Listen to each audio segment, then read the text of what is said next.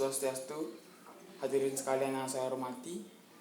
Pertama-tama, marilah kita panjatkan puji syukur kehadiran Tuhan Yang Maha Esa, karena berkat rahmat-Nya kita dapat berkumpul di sini dalam keadaan sehat walafiat.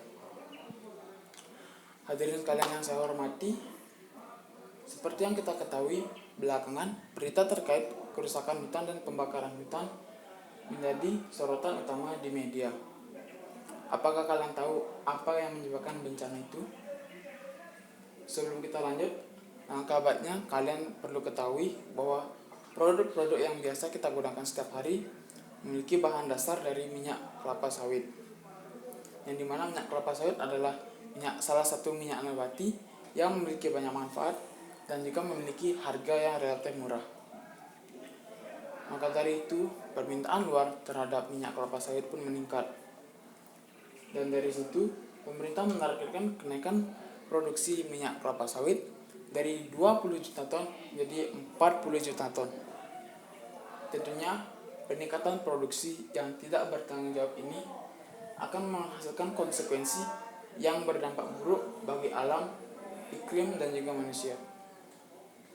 Faktanya, perluasan perkebunan minyak kelapa sawit merupakan penyebab dari pengundulan hutan dan kerusakan hutan di Indonesia maupun di dunia.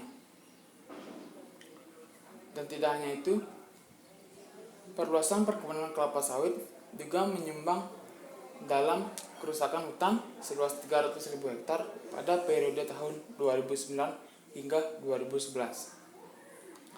Yang tentunya ini berdampak pada menyusutnya populasi hewan-hewan yang dilindungi seperti harimau, orangutan, dan lain-lain.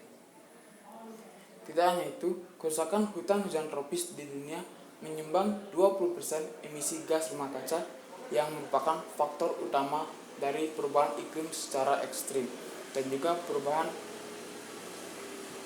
cuaca dan juga bencana alam seperti kenaikan suhu bumi, banjir, dan lain-lain. Menurut Dewan Nasional Perubahan Iklim, kerusakan hutan di Indonesia menyumbang 80% emisi gas rumah kaca yang menyebabkan merosotnya populasi kehidupan hewan-hewan yang dilindungi dan akan terus menyusut hingga punah.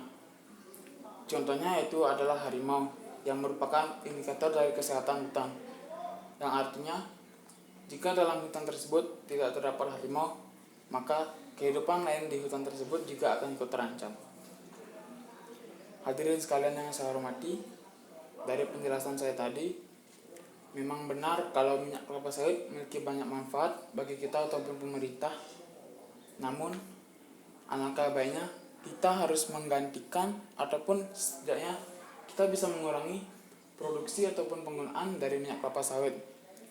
Kita dapat menggantinya dengan minyak nabati lainnya, walaupun memang produksinya yang masih rendah dan juga kualitasnya yang masih belum terjamin.